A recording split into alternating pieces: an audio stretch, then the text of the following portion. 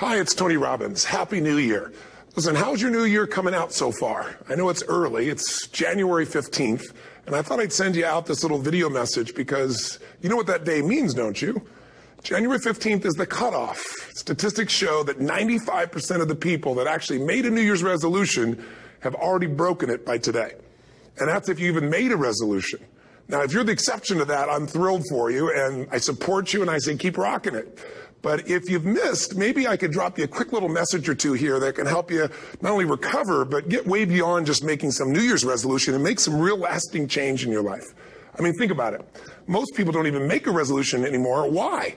Because they've made them from years and years and years, and they know they're not going to follow through. So after a while, who wants to disappoint yourself? Who wants to be upset with yourself? Why even bother to set a new standard for this year? You know it's going to be the same as last year. If you're the kind of person watching this right now and you've actually opened this email and you haven't shut me off already, then obviously that's not you. So the question is, what is it that makes us even want to make a resolution? I mean, it's an interesting question. Why is it at the beginning of the year we have this tradition, but it goes beyond tradition. It's something inside of us that makes us want to make things better. And I think part of it is the calendar gives us this idea that we can have a fresh start, that we can start from fresh and have this great victory. And it's really, the calendar itself is quite arbitrary. It's wonderful to use it, but if you didn't use it effectively, let's use the calendar to serve you today. Let's just see, what does it really take to make this thing happen? Because there's no denying that inside of you, the only thing that's going to make you happy in the year ahead and the decades ahead is going to be having you have an experience where on a regular basis, you feel like your life is making progress. If there's one thing I teach, and I want to remind you of it, it's really simple. Getting things is not going to make you happy. That's good news in a tough economy. It's a good reminder. It doesn't matter what you get. Doesn't matter whether it be money or opportunity. All those things might excite you for the moment. Even a relationship, as magnificent it may be, might be exciting for a while. But if you don't keep growing, that relationship isn't going to stay exciting. So the secret to real happiness is progress. Progress equals happiness. And if we can make progress on a regular basis, we feel alive. And that's why at the beginning of the year, we get this thing like, okay, I can have this fresh start. I could really do what my soul desires. I could expand. I could grow. I could improve. I could change. Or maybe better than change, I could progress. See, think about that. Progress is an aliveness to it, doesn't it? You don't have to work at changing. People say all the time now, well, I'm working on changing. Don't worry about it. You don't have to work on changing. Change is automatic. Your body's going to change whether you want it or not as the years go by. And no matter how hard you work, there's going to be some changes going on there. The economy is going to change no matter what you want it to do. The weather is going to change. Relationships are going to change. Everything in life is always changing. We don't have to work on change. Change is automatic, but progress is not. So if you want to make real progress, then you really got to look at your life in a different way. You got to say, I got to take control of this process and not just hope it's going to work out like people do who make a resolution. Because really, isn't that what they're really doing at the beginning of the year? They're saying, well, here's my resolutions for the year, and they really basically tell you their wishes. It's their wish list. It's what they hope it all comes together. And then they call it a resolution, but they don't know what a resolution is. When you resolve something, to have a resolution is to resolve it. When you've resolved, this is how it's going to be. That's when you cut off any possibility except the thing you've committed to. It's like the old adage, if you want to take the island, you burn the boats. Because when you burn those boats, there's no going back. You're going to find a way to make things work. And most people, they're stating what they hope will come together. And if it doesn't happen, then they're disappointed, but they're not too disappointed because they're not too vested. What does it take to successfully create a lasting change in your life? To not only have a New Year's resolution you follow through on, but really have a lasting change? Well, the first step for lasting change is very much like making a New Year's resolution. Fundamentally, it's the same. The first step is you got to have a vision for what it is you really, truly want. Not what you think you want or what you should have. I mean, what are most people's New Year's resolutions? I'm going to stop eating sugar. I'm going to stop smoking. I'm going to lose 10 pounds. The problem with that is it's not very inspiring for most people. It's not telling you what you're going to get. It's only what you're not going to do. And it's kind of hard to have you move forward with that. A vision is about what you're here to create. A vision that really works is one that excites you. If you say, well, my resolution, my goal, my outcome for this month, this week, this year is to lose X number of pounds, that's okay, but it's not very compelling. It has to be a compelling vision. It's got to have something that has the power to pull you, not something you have to push yourself to do. Those are two different kinds of motivation. Push requires willpower, and willpower never lasts.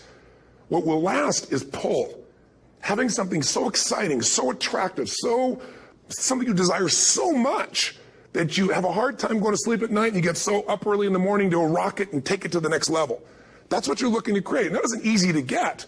But one of the reasons we do seminars and events and we say, why do that? Why not just read a book or something? Is because when you get in an environment where you're with people that are being put in a peak state, like when you're going to a sporting event, if you watch a sporting event at home, it might have a certain level of excitement. But when you're in a stadium with 50,000 people, suddenly it has a whole different level of intensity. And we feel that. And the bottom line of our follow-through comes down to our emotional intensity. In a different state of mind, you're going to come up with a much better and a more exciting vision than if you're sitting on the couch going, okay, what are my new resolutions for this year? And you're doing it the morning after the new year has started and you're a little inebriated and the football game's on in the background. Probably not going to have the power of focus there. Probably not going to have the power of the energy to create something that's going to pull you for this year. And you got to do that. So it's got to be a vision that's compelling. Something that it's going to be a gift to make sure that it happens.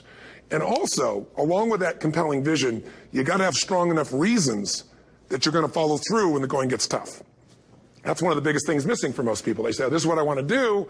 It's not very exciting. It's not very compelling. But most importantly, they don't have strong enough reasons to push themselves through what's going to be necessary to get that dream, to get that goal when the inevitable challenges come up. When you're starving, hungry, and you're trying to go on a diet, right? When you got no time and you're stressed out and you haven't worked out still, and that's what you're supposed to do. When the economy gets tight and what you thought you're going to do doesn't work, and so you give up on the goal instead of finding another way to get there. You don't let the fear take you over if you've got strong enough reasons. Those reasons can be positive, or those reasons can also be negative. They can be, if I don't do this, this is going to cost me. And if I do this, this is what I'm going to gain in my life. Reasons come first, answers come second. If you get a compelling vision and you got strong enough reasons that will push you through the tough times, you're going to do things other people don't do. Instead of collapsing, even if you get off target, you won't go, oh, I blew it. You'll get right back on target, make the change, make things happen. And I know you've done this in many areas of your life. Just think about it again. I'm not teaching you something really new here today. I just want to remind you of what your soul knows. You got to change, you got to improve, and you got to go through a simple process fundamentally to make that progress. First step, vision that's compelling. Second step, make sure that there's strong enough reasons to follow through. Third step, you got to review it and feel it every day. I mean, anything. Have you ever had this happen in your life? Has there been anything in your life that you've ever wanted so badly? You were so desirous of it. You had such a hunger for it that you couldn't stop thinking about it. Could have been a career move, could have been when you were a kid, a car, it could have been a relationship, it could have been anything, but you were obsessed. You wanted to make this happen. You wanted to attract this to your life. You just wanted something. And you didn't even know how to get it. But it was so compelling to you. You kept thinking about it every day, envisioning it, imagining it, feeling it. And then stuff happened. And suddenly you started to attract people or situations to your life, and it just came together. Like, you didn't even have a total plan. It was just that it was so a part of your focus with so much intensity and emotion so often that it sensitized you to notice anything that could get you there. There's a part of your brain called the reticular activating system. For short, we call it the RAS. That part of your brain determines what you notice in the world. And it's really important because when you set a goal, when you get really clear on a vision and there's strong enough reasons and you review it enough and it becomes a part of you, that part of your brain says, anything that relates to this, I need to notice. It's like, did you ever buy a certain kind of car or maybe a certain outfit and suddenly you see that car everywhere, or those outfits everywhere? Well, the cars were always around, but why do you see it now? Because your RAS knows this is important. This is part of my world now. Similarly, when you really get clear and it's compelling and you're reviewing it every day, you've got strong reasons and you're reviewing it every day and you're feeling it, the brain becomes incredibly acute at noticing anything to get you to move forward. And so that's the power of this. So, what do people do with a New Year's resolution? They come up with something they kind of want. It's not a compelling vision. They don't really have strong enough reasons, and they never review it again until they notice that they broke what they said they really want to have make happen, because they didn't really resolve. If you resolve, you got the vision, it's compelling, you review it daily, and you feel it, you envision it, and you experience it. Simple as it sounds. Now, ultimately, what is this really about? Ultimately, if you're going to have lasting change in anything, you're really talking about just raising your standards. I always tell people, if you want to know how to change your life, I give it to you in 3 words, boring as it sounds: raise your standards. What does that mean? corny as it sounds. Raise your standards. Oh, thank you for the breakthrough thought, Tony. I'm glad I wasted my time watching this little email with you. But think about it. Lasting change is different than a goal. You don't always get your goals, but you always get your standards. Maybe it'll help you is to think about it this way. I try to explain standards to people with a different set of words. Think of it as everybody in life gets their musts. They don't get their shoulds. Like, think about it. Most people have a list of shoulds, don't they? Don't you have a list of the shoulds, things you should do, you should follow through on?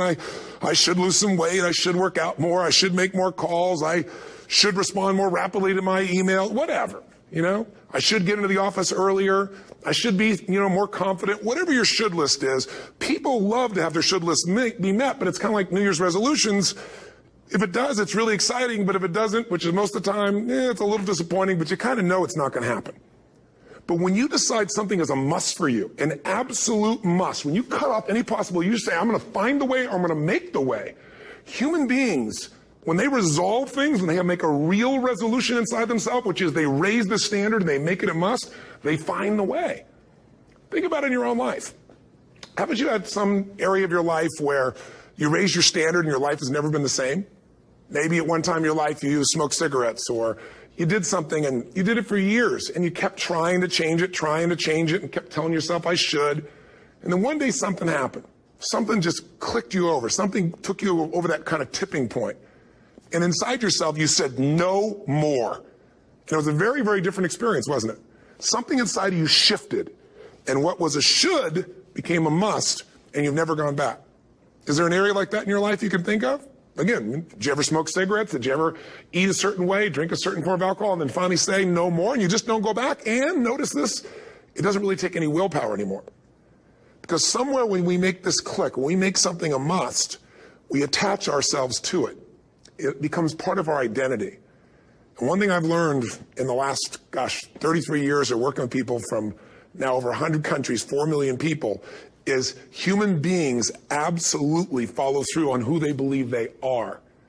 If you said to me, well, I'm really going to work hard to stop smoking, but, I've been a smoker my whole life, and I am a smoker. I know your days are numbered. You're going to be back smoking cigarettes again, because we all act consistent with who we believe we are. I tell people the strongest force in the whole human personality is this need to stay consistent with how we define ourselves. If you define yourself as somebody who is really conservative, you're not going to be crazy and act nuts unless you're really drunk or something, and then you can say it's the alcohol, when it's really just you finally getting permission to be yourself. The alcohol is your excuse. If you're a really crazy person, you act crazy, outrageous, playful. You don't act conservative because that's not who you are.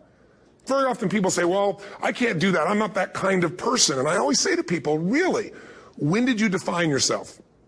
I mean, really, how many years ago did you come up with what you could and couldn't do in your life? How many years ago? Most people, if they really look at how they're living their life today, it's based on a set of standards, a set of beliefs that they made choices about 10, 20, 30 or more years ago. I mean, very often we made decisions in our youth or very young about what to believe, about what we were capable of, about who we are as a person, and that becomes the glass ceiling, if you will, that controls us. There's a corny metaphor, but it's true. I remember one time I was with my family at the circus, and there was a person there, and they had this big, giant elephant. And you look at this elephant, and they take this little rope, put it around the elephant's neck, and they drive this stake into the ground. And I mean, you look at this, and you know that elephant could rip down the entire tent with almost no effort. And yet, the elephant doesn't struggle, doesn't try. Why? Because the elephant's conditioned. And they take that elephant and condition the elephant when it's a baby elephant. That's how they train him. When it's a little baby elephant and it doesn't have the power yet, they put a big rope around it and they drive this huge stake in the ground, and the elephant fights and fights and fights. And one day, finally, that elephant decides, I'm not capable of pulling this out. And once that becomes the definition of an identity of anyone, an elephant in this case, they don't even try anymore. It's just who I am, that's how it is, that's just the way it is in my life. I'd like to ask you to take a look at any place you've got a limitation and ask yourself, when did I decide to accept that limitation? And you may not even see it as a limitation. You might see it as just that's who I am. But so often in our lives, we've adapted to be a certain way so that we don't fail or so that people will like us or respect us, but it's not necessarily who we are. Joy comes when you're spontaneous. It's really hard to be truly happy when you're not being yourself. And most of us have no clue who we are. And so a big part of my work, if you've ever been to an event, you know, is to get people to do things spontaneously without thinking, because that's when the real you shows up. That's when the energy comes alive. And when you do that, when you start to connect to your true nature, suddenly there's energy available for you to set a higher standard for what you want in your life. That's what this is really all about. And when I talk about standards, when I talk about, you know, shoulds versus musts, think about your own life. I know there have been areas in your life where some point in time you just shifted and you raised the standard and your life changed. Because whatever people have their identity attached to, they live. We live who we believe we are. That's just how it works. It's just kind of like, I'll give you an example. Look at your physical body. Your physical body today is an absolute reflection of only one thing, not your goals, not your desires, but your standards. The identity you have for yourself. If your standard is you're an athlete, then there's a certain amount of strength, a muscle tone, and energy that's available in your body on a regular basis because that's who you are. And so you do whatever's necessary to maintain that identity. Again, the strongest force in the human personality is this need to stay consistent with how we define ourselves. Because if you don't know who you are, you wouldn't know how to act. Once you lock in on that identity, your brain finds a way to keep you there. If you say, you know, man, I'm overweight, I've always been overweight, I'm big boned, and that's the story you got, then you're going to always find a way to get back there. That's your settling point. That's your identity. That's where things lock in. If you see somebody who's in really great shape, you ask them, do you work out? You know the answer. Yes. How often? And they'll tell you 3 times, 4 times, 5 times a week, whatever. In a seminar, I'll ask people, who here works out at least 5 days a week? And I'm stand up. And you look around that room, and you know that they work out 5 times a week because you can see their body. You don't just get a result without some kind of action, without some form of ritual. Ritual meaning actions you do consistently. Now, do you think those people that are out there working out 5 days a week, do they have more time than you do? Or I have, or anybody else? Of course not. Is their life less busy? Of course not. It's just a must for them. They must work out that way, and they've made that turn and their life changed. So I'm not saying you have to work out 5 days a week. I'm just saying whatever you really want, wants don't get met consistently. Standards do. Whatever you identify, this is who I am. And so it's not so much about changing your identity as there's expanding it. You know, deciding that, you know, instead of your goal is to lose 10 pounds, which is not compelling, what if your vision was to get back to my fighting weight? You know, this year, this month, this next 90 days, I'm going to transform my body. I'm going to take on a new challenge. I'm going to find some technique or strategy. There's a million of them that can reframe myself where I want to feel younger, stronger, more vibrant than ever before. Here's my reasons. Because I want the energy to really make my life work. Because it's tough out there, and I want to be stronger than I've ever been before. I want to go in front of the mirror, and if I'm naked, not, you know, want to laugh. I want to look there and take a good look and go, yeah, I'm proud of whatever I see there. Whatever it takes, something's going to make you laugh, smile, something that's going to tease yourself, but something's going to move you to another level. If you identify yourself in a new way and you own that every day, and that becomes the standard of how you live, you'll find the way to make that standard real. Money's the same way. Think about it. It doesn't matter what's happening, quote unquote, in the marketplace. People that make money find a way to make money no matter what, don't they? I mean, most people's standard is to pay their bills. So that's what most people find a way to do, even when economic times get tough. Most people, if that's their absolute standard, they find a way. Some people's standard is pay their bills most of the time. And so most of the time they do. Some people's standard is not just to pay their bills, but to take care of their family and maybe even some of their friends. And they find a way. In fact, you know, some people may be in a family where they don't have enough money. They barely have money to pay their bills. They work their guts out. And then somebody, their mother, their father, somebody else, their sister gets ill, and there's not enough money to take care of it. Nobody else has money in the family. They don't either, but they find a way to get that money to take care of their mother or father, don't they? And pay their bills. They never could do it before. Why? The situation made them raise their own standard. And not everybody does that. Somebody else in the family might have money and still not take care of their mother. It all comes down to the inner game, my friends. Changing your life is a change in the inner game. The outside world you can't control, but you have absolute control over this one if you learn the dynamics of what shapes you. And identity is one of those simple, clear, fundamental basics that if you start to shift it, everything else will shift in your life as well. Some people, by the way, have to have more than enough money to do what they want, when they want, where they want, with whomever they want, contribute the way they want. And if that's their must, they find a way. I know that sounds overly simplistic, but it's true. You know, somebody once said you could take all the money in the world out of the hands of everybody, out of all the wealthy people in the world who are really successful, give it to other people. It wouldn't take too long. Those people would have it back in their hands. It's not because they're manipulative. It's because they have a standard. Some are manipulative, don't get me wrong, but they've got a standard of what they're going to find a way to make happen. I'm just simply saying to you, take those 3 magic words and live them. Raise your standard. And if you really want to do it, then I'll tell you the most important secret. Have you ever done this? Have you ever told yourself you're raising your standard? Okay, I'm going to go make this happen. I'm going to go make this much money. I'm going to transform my kids. I'm going to create the ultimate relationship in my life. I'm going to transform my body, whatever it is. And then you don't have strong enough reasons and you don't use it. You don't follow through. It's because you didn't back up your standards with what makes those standards real, and that's rituals. Rituals are where the power is. Whenever we do our Robbins results coaching, and we say Robbins equals results, the way we get results with people, it's the same way if you listen to my Ultimate Edge program, or back in the old days, Personal Power, or if you went to one of my seminars. You know what I do is I take these huge challenges you got and we break them down into little bite-sized steps. Little things you do each day that after you do them, you get so much momentum that it's easy to succeed. You're not overwhelmed. You have these victory day after day after day on little things. If you went through Ultimate Edge, I'm sure you learned about the hour of power, or the 15 minutes to be able to be fulfilled, or 30 minutes to thrive, where you literally just condition your body and emotion with a couple little rituals. So it doesn't matter what's going on in your world. You feel that strength, and it's not fake. It's not some pump up. It's coming from inside you, and it works. Rituals define us. See, all the results in your life are coming from your rituals. They start with a standard and then have rituals that follow it up. Like, for example, if you are where you want to be physically, you have very different rituals than if you're not where you want to be physically. If you're overweight, you and I both know you got a different ritual than if you're physically fit. Completely different. You get up in the morning, what's the first thing you do if you're fit? Your shoes are there, you roll over, doesn't matter how you feel, you put on your shoes, you lace them, you start walking, or whatever that ritual is. If you're overweight, you roll over and you have a very different ritual. You might roll over several times to turn the alarm clock off. You go in and get your mocha, smocha, whatever, special coffee. You stop by at Starbucks, whatever the case may be. You have your nice sugar muffin. It's supposed to be really nice for you. Whatever you do, it's a different ritual. If you have a great, passionate relationship, you have very different rituals in how you come home than if you have a lousy relationship. When you come home and the first thing you do is you're tweeting somebody, or you're emailing, or flipping on the news, or you don't even come home. What are the rituals?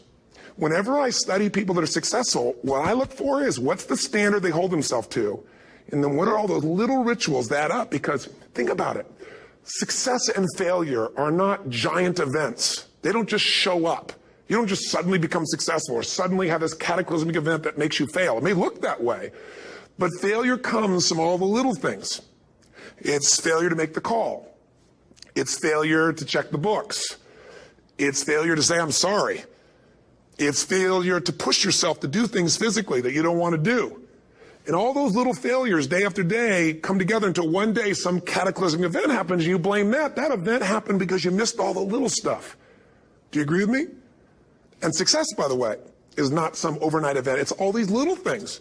Success is having a vision. Success is making it compelling. Success is really seeing it and feeling it every day with strong enough reasons. Success is feeling the sense that I'm here to grow and I'm here to give something to the world more than just myself. Success is caring about other people. Success is calling and saying, I love you in the middle of the day for no damn reason. Or sending a note. That'll change your relationship. Have a ritual of something funny, playful, or a surprise you do. How many relationships are dead today because they have no surprise rituals anymore? You need to have some rituals, some cool things you do that nobody else does that gives you a better life than anybody else has. All the little stuff. That's where success comes from. In business, it comes from delivering more than anybody could imagine. All those little things add up. People go, wow, that's who I want to do business with. It's true in any area of your life. So if you look at somebody who's really successful and you think, wow, I mean, they're so amazing, they're such a genius, you got to dig underneath and you got to remember something. People are rewarded in public for what they've practiced for years in private. Myself and my business people say, how do you get up and speak? And you have no notes and you go for 3 days and nights and the room is like, everybody's wired and it's incredible. It's like a rock concert. How do you do that? How do you have that confidence? Oh, and it's not confidence, it's experience now. But I did so much behind the scenes and I still do to make things right. I mean, How many people would know that since the time I was 17 years old, before I walk out on stage, still do to this day, wouldn't need to do it, but I still do it, I never walk out there without being in an absolute peak state of mind. You know, there are days my back is hurting, my throat was hurting, or I may have had a challenge, or my father passed away, and I've still got to deliver for these people because my standard is give my all every time. Every event has to be better. Talk to anybody who's been to our events for 5, 10 years, some of our trainers, and they'll say, I don't know how he does it. He always finds a way to make it better. That's not an ego thing. That's a standard in me. I have to find the way. And my ritual, though, is I prepare, I think, I gather new information, I figure out how to put something across better. What do people need? I spend time with our customers. I see what's going on. And before I get on stage each time, I have this little ritual to put myself in a state of mind. And I did it starting like 17 years old. I started doing it. I'd say, I now command my subconscious mind. And I say this out loud several times, this little phrase, set of phrases, as an incantation to kind of condition my mind and body. And I'd say, I now command my subconscious mind to direct me in helping as many people as possible today by giving me the strength and the emotion and the humor and the brevity, whatever it takes to show this person and help this person change their life now. And I started that with a person when I worked with people one-on-one, and I would do that for 45 minutes driving in my Volkswagen to go serve and coach somebody for the first time. Now I don't say that person, I say these people, and I can go out in a room of 10,000 people and deliver for 50 hours, and I do it every time I come back on stage. It's a ritual to go into peak state. Peak states don't just show up, they don't interrupt you. Great ideas don't interrupt you, you gotta pursue them.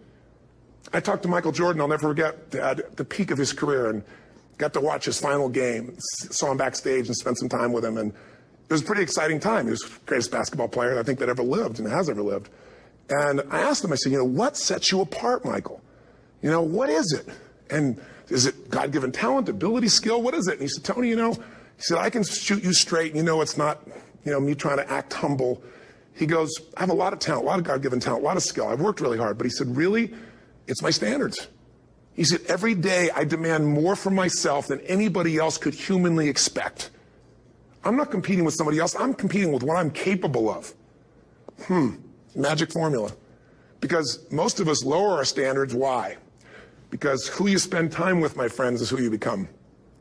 One of the biggest reasons I started going to seminars when I was like 17 is I had nobody around me as a great role model. I could read about somebody, but being around people, being in that environment was very different. Finding a way to go to work with someone who lived that standard of life was very different. You get around people with low standards and you compete with it. You don't need to compete with it. It's like, okay. Remember Jerry Springer? I don't know if he's still in the air, but I remember he used to get people on the show, and I thought, where would he find these people? And why would people watch? I'll tell you why they watch. They watch these people and go, my life's still pretty darn good compared to that person. Look at them. You don't have to change your life. All you have to do is find somebody with a lower standard, and you'll feel good about yourself. But if you feel that good feeling, it's an illusion. The only thing that's going to make you happy, my friend, and this year or any other, is to step up. It's to raise the standard. It's to discover what you're capable of and feel that incredible power of pushing through whatever's holding you back and get to the other side of more of your true self. That's what this game's all about. And look at the best of the world in anything. Tiger Woods, what's his vision? To win golf tournaments? No, to be the best that ever lived. That's his goal. That's his vision. But here's what's interesting. He backs it up with rituals. If you just have a vision and you don't have the rituals, stop lying to yourself. His rituals are, he started doing things nobody did before. He went and started lifting weights. Golfers lifting weights? No way. He went out and he changed his swing when he was the best in the world because he realized in order to be the best that ever lived, he was going to have to change his swing. If you know anything about golf, you don't change your swing when you're the best. And he went and retrained himself because he has different rituals than other golfers. Now many people are modeling his rituals to get better. It's amazing. You look at somebody like Michael Phelps, the 2008 swimmer, won 7, only 2 people, I think, in history, if I remember correctly, that have gotten 7 gold medals in one session. And here's a guy, he's got number 6 under his belt, and he's exhausted, and he's going in for that final swim. I'm sure you remember. And how does the guy win? By 1/100th of a second. Do you think that was some massive skill that got him over the top? Or was it a standard that says, this is who I am? I am the champion. And no one is taking this from me. And somehow in those final milliseconds, 1/100th of a second, he pushed himself just beyond his competitor. But you know about Michael Phelps? What allowed him to be able to push beyond that moment is his rituals. Go study the guy. Most people who swim have these unbelievable workouts. He does 2 and 3 of those workout sessions a day. All the other swimmers in the beginning thought he was insane. You're going to overtrain, you can't do that, it's not physically possible. But he had a standard and the rituals to back it up. So here's my final message to you, because I've gotten carried away. I thought I was going to send you like a 5-minute message, but as you can see, there's no script here. It's just me going a little crazy with you. But I want to really see you get what you want this year. Don't let this year be like last. And if last year was great, still don't let it be that way. Raise the standard. If your life is perfect and extraordinary, you darn well know you're not going to be happy unless you keep making it better. That's what makes us feel alive. It's not what we get that makes us happy. It's who we become and what we're able to give because we become more. That sense of contribution is what creates the deepest meaning. So here's my assignment for you if you want one. If you want to go from conversation to some action, here's a simple thing to do. What's an area of your life right now that you really want to improve? What's an area that's important to improve? If your body's great, how about your career? If career's great, how about your relationships? Intimate one especially, or your kids, or your relationship with your creator, your spiritual side of your life. Or is it your finances? Figure an area that really matters. Decide on that area. Number one, write down what your life is like in that area right now as specifically as possible. So you might say, well, I'm 13.5 pounds overweight, whatever the weight is, whatever the situation is, or my body fat's like this, or I wake up exhausted in the morning, and you write the truth of where you are right now. So you're real clear.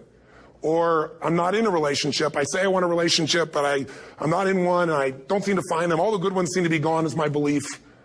And I really do want one, but I don't have it. Whatever your definition. Or I'm in a relationship, and God, I wish I wasn't in a relationship. I'm planning my escape. Wherever you are. Or I have a wonderful relationship. We love each other, but there just isn't enough passion. Just write the truth of where you are. The area you want to change, but write how it is. And then the second step is, this is where you got to be really honest with yourself. What are the rituals that have put me there?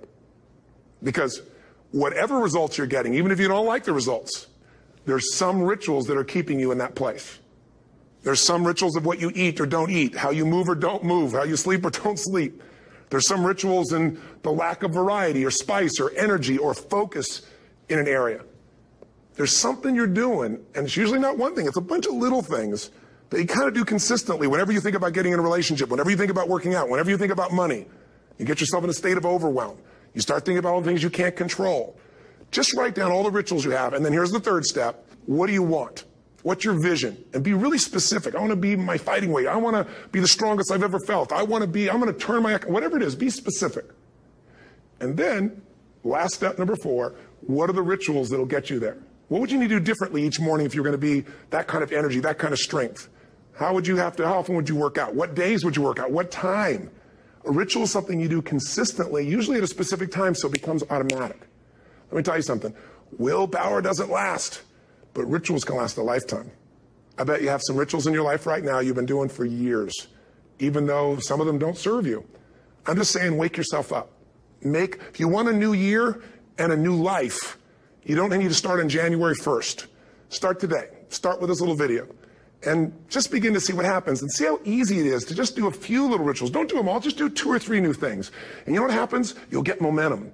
Because once you discipline yourself in one area of your life, you feel yourself doing it in other areas as well. And I always say something that my original teacher taught me. I always remind people, there's always 2 pains in life.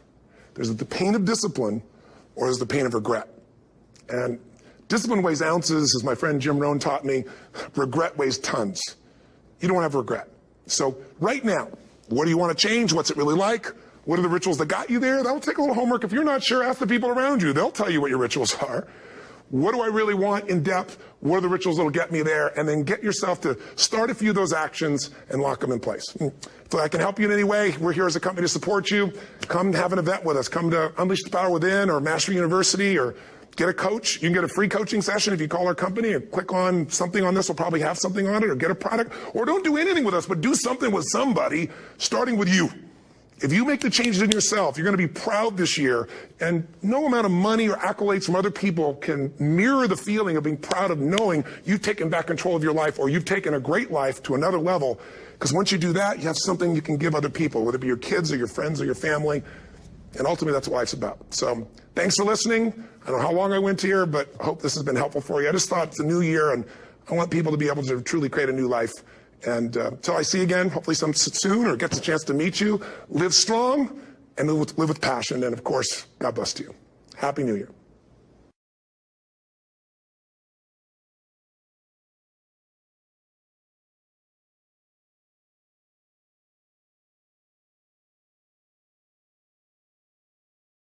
I mean, think about it.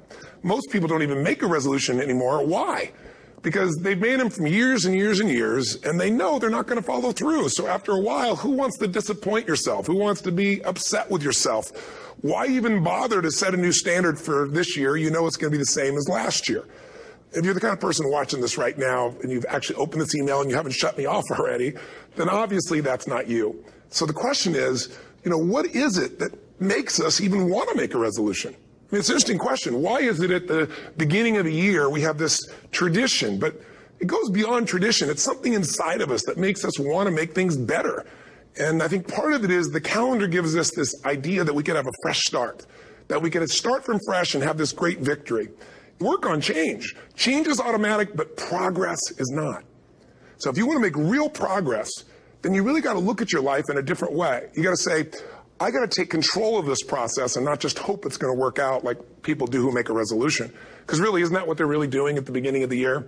They're saying, well, here's my resolutions for the year, and they really basically tell you their wishes. It's their wish list. It's what they hope it all comes together. And then they call it a resolution, but they don't know what a resolution is. When you resolve something, to have a resolution is to resolve it. When you've resolved, this is how it's going to be. That's when you cut off any possibility except the thing you've committed to. It's like the old adage, if you want to take the island, you burn the boats. Because when you burn those boats, there's no going. And it's really, the calendar itself is quite arbitrary. It's wonderful to use it, but if you didn't use it effectively, let's use the calendar to serve you today. Let's just see, what does it really take to make this thing happen? Because there's no denying that inside of you, the only thing that's going to make you happy in the year ahead and the decades ahead is going to be having you have an experience where on a regular basis, you feel like your life is making progress. If there's one thing I teach, and I want to remind you of it, it's really simple. Getting things is not going to make you happy. That's good news in a tough economy. It's a good reminder. It doesn't matter what you get. It doesn't matter whether it be money or opportunity. All those things might excite you for the moment. Even a relationship, as magnificent it may be, might be exciting for a while. But if you don't keep growing, that relationship isn't going to stay exciting. So the secret to real happiness is progress. Progress equals happiness. And if we can make progress on a regular basis, we feel alive. And that's why at the beginning of the year, we get this thing like, okay, I can have this fresh start. I could really do what my soul desires. I could expand. I could grow. I could improve. I could change. Or maybe better than change, I could progress. See, think about that. Progress is an aliveness to it, doesn't it? You don't have to work at changing. People say all the time now, well, I'm working on changing. Don't worry about it. You don't have to work on changing. Change is automatic. Your body's going to change whether you want it or not as the years go by. And no matter how hard you work, there's going to be some changes going on there. The economy is going to change no matter what you want it to do. The weather is going to change. Relationships are going to change. Everything in life is always changing. We don't have to